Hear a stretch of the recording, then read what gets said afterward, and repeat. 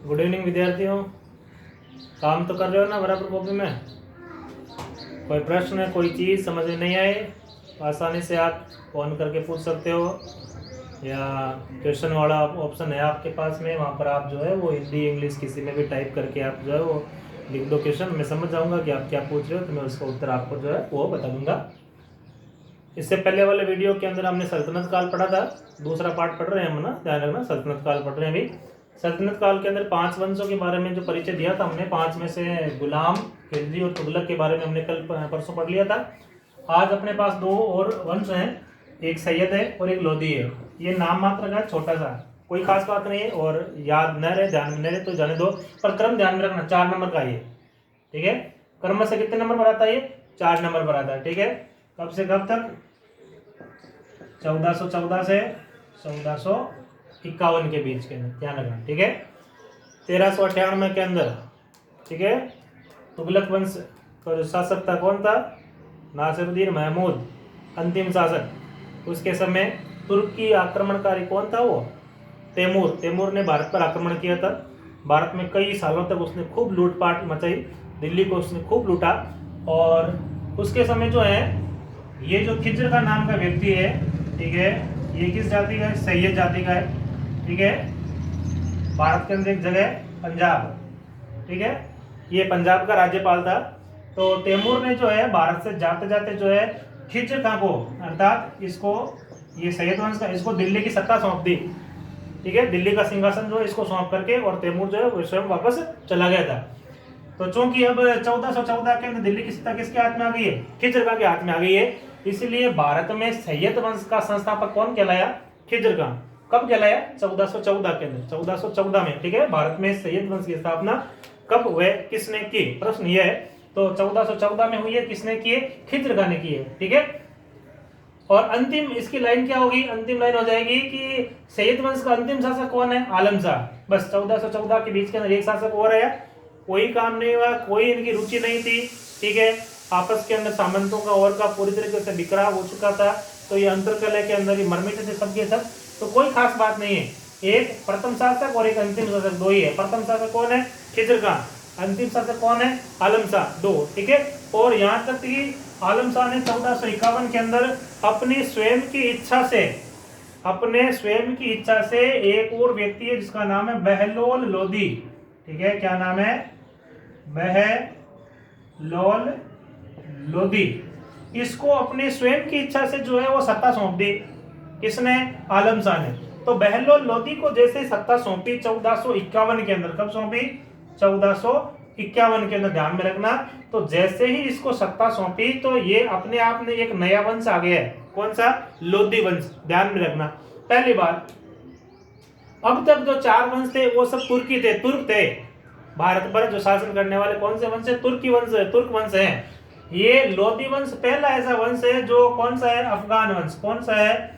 अफगान, ये ध्यान में रखना। तो ये प्रश्न बनता है कि भारत में या भारत पर शासन करने वाला प्रथम अफगान वंश कौन सा है? तो आपका उत्तर क्या हो जाएगा? लोधी वंश हो जाएगा, ठीक है। भारत में लोधी वंश की स्थापना कब हुआ, किसने की है? 1451 में। किसने की है? बहलोल लोधी ने की है। इस बात का ध्यान में रखना, ठीक है। बहलोल लोधी की 1489 के अंदर क्या हो गई है? मृत्यु हो गई है। 1489 में क्या हो गई है? मृत्यु हो गई है। तो मृत्यु होने के पश्चात में 1489 में, नाम है निजाम शाह है। क्या नाम है?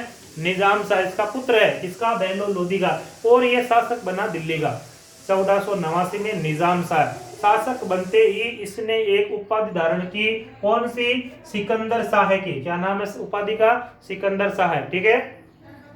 निजाम शाह ने सिकंदर शाह की उपाधि धारण करके दिल्ली की सत्ता संभाली, और इस उपाधि को धारण करने के पश्चात में इतिहास में यह सिकंदर लोधी के नाम से प्रसिद्ध हुआ। इस बात का ध्यान में रखना, ठीक है, ध्यान में रखना। अब देखो सिकंदर लोधी की खास बातें। सिकंदर लोधी जो है वो न्याय व्यवस्था, मैनेजमेंट, न्याय प्रबंध और राजस्व सुधार के लिए जाना जाता था, प्रसिद्ध है ये। ये ध्यान में रखना। अफगान वंश का ये लोधी वंश का कौन सा शासक जो है वो न्याय प्रबंध और राजस्व सुधार के लिए प्रसिद्ध रहा है? तो आपका उत्तर हो जाएगा सिकंदर लोधी। कौन सा? सिकंदर लोधी।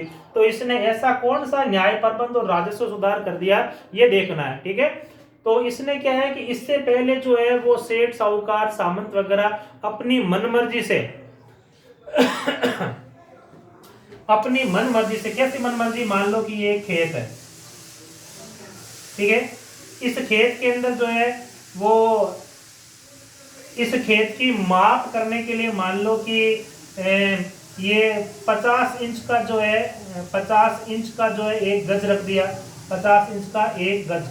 ठीक है, तो इस भूमि को 50 गज के अंदर ये 50 गज यहाँ हो गया, ये 50 गज, ये 2 गज, 4 गज, 6 गज और 8 गज और 10 गज, 10 गज के अंदर पूरे खेत को माप लिया है। ठीक है, जबकि इतना बड़ा आपको पता है कि गज होता नहीं है। ठीक है, ऐसे यदि पैमाइश करेंगे, माप करेंगे, तो किसी से हम जमीन खरीदेंगे तो कितने कम गज हो गई है, ऐसी वजह से नुकसान हो जाएगा खेती और लोगों, किसानों को। ठीक है, तो इसने क्या किया, इसने जो मापने का जो तरीका है वो फिक्स कर दिया है। ठीक है, इसने किया 30 इंच का एक गज।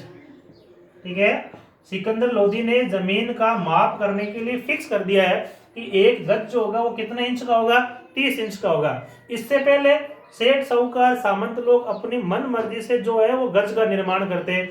20 गज का भी हो सकता है, 25 गज। यदि किसी को कोई सामंत किसी को जमीन बेच रहा है तो वो इंच को कम कर देगा, 50 की जगह वो 20 इंच करेगा, 20 इंच करेगा तो उसके गज बढ़ जाएंगे, गज बढ़ जाएंगे तो उसको ज्यादा पैसा मिलेगा एक तरीके से। ठीक है, और यदि वो किसी किसान की जमीन खरीद रहे हैं तो वो इंच बड़ा कर देंगे, 40 इंच कर देंगे, 50 इंच कर देंगे।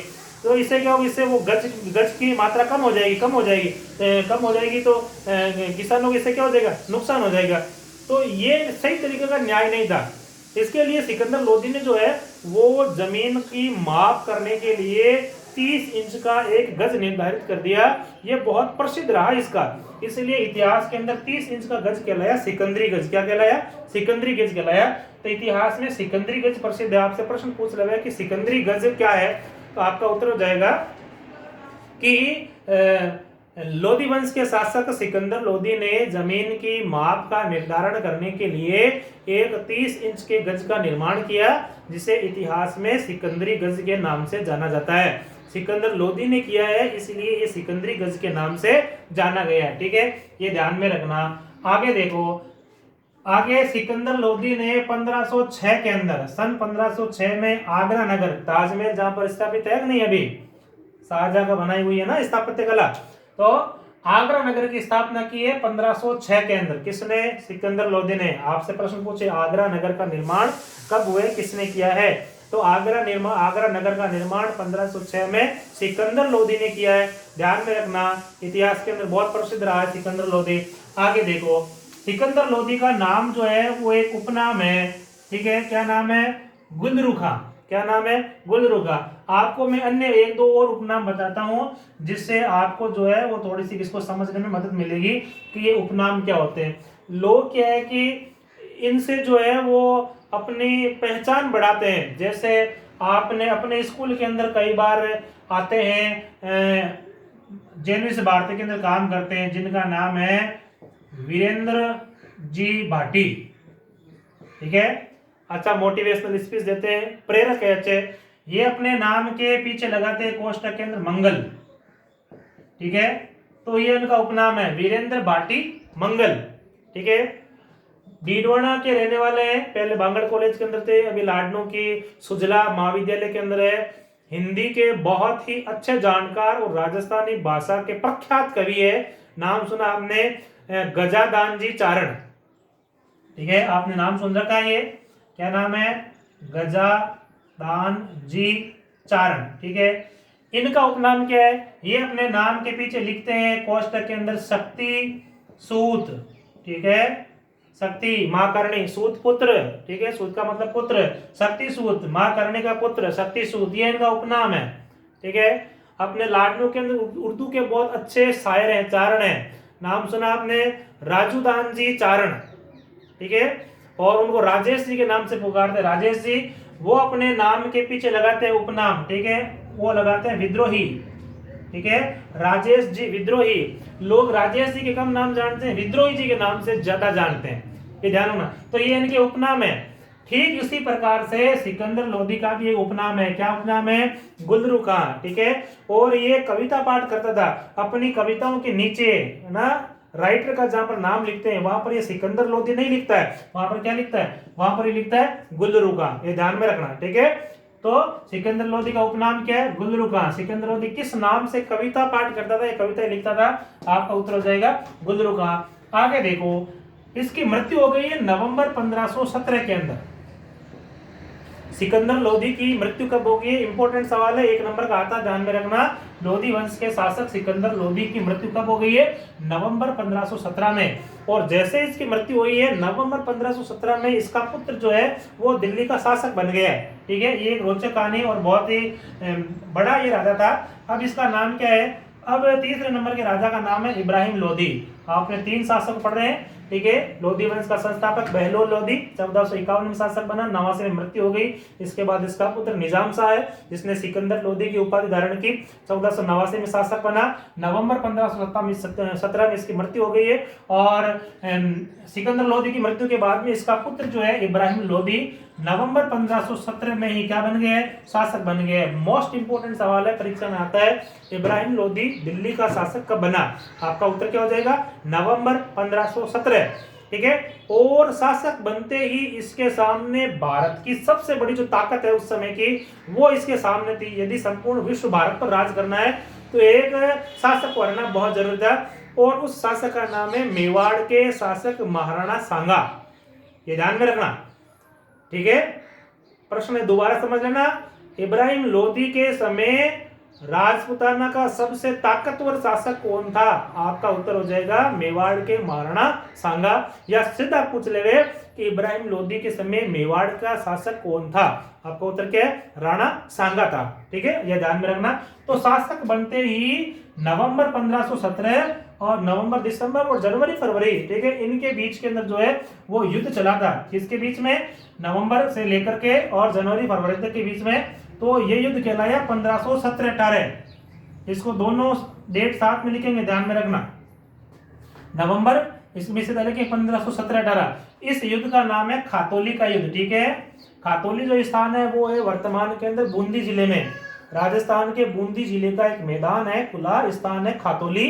तो खातौली वर्तमान में बूंदी है। इसको बोलते हैं इतिहास में खातौली का युद्ध। क्या बोलते हैं? खातौली का युद्ध। खातौली का युद्ध कब हुआ? ये ध्यान में रखना। तो खातौली का युद्ध हुआ है 1517-18 में। और इसमें विजय किसकी हुई है? मेवाड़ के महाराणा सांगा की इसमें विजय हुई है। ठीक है। दूसरा युद्ध 1 साल तक इसने और तैयारी की, इसने इब्राहिम लोदी ने, और तैयारी करके पुनः महाराणा सांगा को हराने के लिए आया। ठीक है। अब की बार स्थान है बाड़ी। ठीक है। कौन सा स्थान है? बाड़ी। अपने खेतों में जो बाड़ियां होती है नहीं है, फसलें पैदा करते हैं, सब्जियां, बाड़ी, वो है बाड़ी। ये ध्यान में रखना। स्थान का नाम क्या है? बाड़ी। और ये राजस्थान के धौलपुर जिले में, इसको बोलते हैं इतिहास में बाड़ी का युद्ध। ध्यान रखना। बाड़ी का युद्ध हुआ है 1519 के अंदर। कब हुआ है? 1519 के अंदर। कब हुआ है? 1519 में। किसके मध्य? इब्राहिम लोदी और राणा सांगा के बीच के अंदर। इस युद्ध में भी राणा सांगा की ही विजय हुई है। ये ध्यान में रखना। ठीक है। तो मेवाड़ और दिल्ली सल्तनत के बीच में संघर्ष का वर्णन कीजिए। तो संघर्ष का वर्णन, कौन कौन संघर्ष है? मेवाड़ और दिल्ली सल्तनत। ध्यान रखना। या महाराणा सांगा का सल्तनत के साथ में संबंध कैसा था? चर्चा की, क्या चर्चा करोगे आप? पहले बताना है सल्तनत काल का शासक कौन था, मेवाड़ का शासक कौन था, दोनों किस प्रकार के शासक थे, अपनी महत्वाकांक्षाओं को चरम सीमा पर देखने और पूरे भारत पर शासन करने के इरादे से जो है वो दोनों के बीच में 2 बार मुठभेड़ हुई है। पहली मुठभेड़ खातौली में 1517-18 में हुई है जिसमें सांगा की विजय हुई है। 1 साल बाद के 18 के बाद 19 के अंदर बाड़ी, धौलपुर के अंदर पुणे दोनों की भेंट हुई है, संघर्ष हुआ जिसमें भी राणा सांगा की क्या हुई है? जीत हुई है। ठीक है। अभी यहाँ पर इब्राहिम लोदी जो है इसको पता चल गया है कि सांगा को मैं हरा नहीं सकता, ये ध्यान में रखना। तो इसने एक बार के लिए अपने बंद कर दिया है। ऐसी कंडीशन के अंदर सांगा के क्या है, इब्राहिम लोदी के जो अन्य भाई, चाचा वगैरह, ठीक है, ये क्या है कि 2 युद्ध हार गया ना। जब कोई शासक हार जाता है तो लोग उस पर क्या है कि प्रश्न चिन्ह खड़ा कर देते हैं और उसके ही सगे संबंध जो है उसका विरोध करने लग जाते हैं। ऐसी कंडीशन में जो है इब्राहिम लोदी का विरोध जो है वो दिल्ली सल्तनत में बहुत तेज हो गया है। इसके सगे भाई, इसके चाचा बाबा के लड़के, इसके परिवार के सदस्य जो है वो इसका विरोध कर रहे हैं। ऐसी कंडीशन में शत्रु का शत्रु क्या होता है? दोस्त होता है, ये ध्यान में रखना। तो यहाँ पर एक बहुत बड़ी ताकत जो है हमारे सामने आ रही है, जिसका नाम मैं बता रहा हूँ आपको, उसका नाम है बाबर। क्या नाम है? बाबर, ये ध्यान में रखना।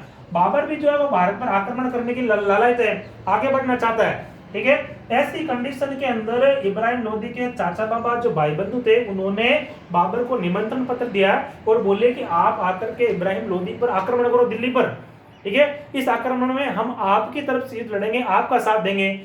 बाबर इतना ही चाहता था, ये ध्यान में रखना। और बाबर ने जो है आक्रमण किया किस पर? इब्राहिम लोदी पर। कब किया?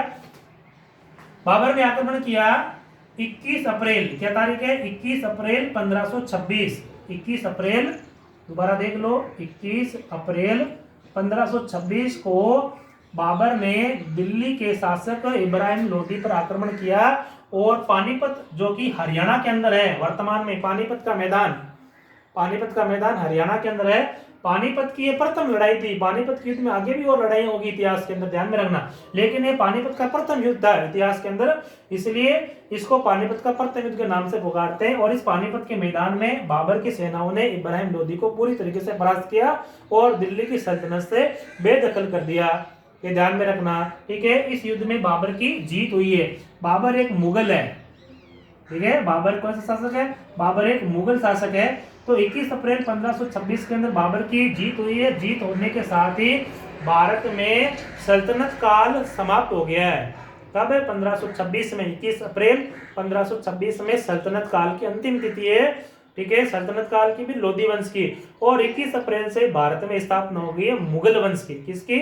मुगल वंश की। तो पानीपत का प्रथम युद्ध जो है भारत के इतिहास में युगांतकारी, मतलब एक युग, एक नया युग लिखने की तारीख जो है वो इतिहास के अंदर मानी जाती है। और पानीपत का प्रथम युद्ध भारत के इतिहास में बहुत ही ज्यादा महत्वपूर्ण युद्ध साबित हुआ है। इसके बाद की कथा, इसके बाद की कहानी, इसके बाद की चैप्टर पूरी तरीके से अलग है। तो आप इनको करोगे और एक एक नंबर के प्रश्न भी है जो आप पूरे प्रश्न वो दूसरे वाली कॉपी के अंदर प्रत्येक प्रश्न करोगे, ये ध्यान में रखना, ठीक है। और सबके उत्तर आपको आने भी चाहिए साथ साथ में। जैसे स्कूलें खुलेगी मैं पूरे चैप्टर जितना पढ़ा दिया सबका एक साथ एक बड़ा टेस्ट लेने वाला हूँ 3 घंटे का, ठीक है।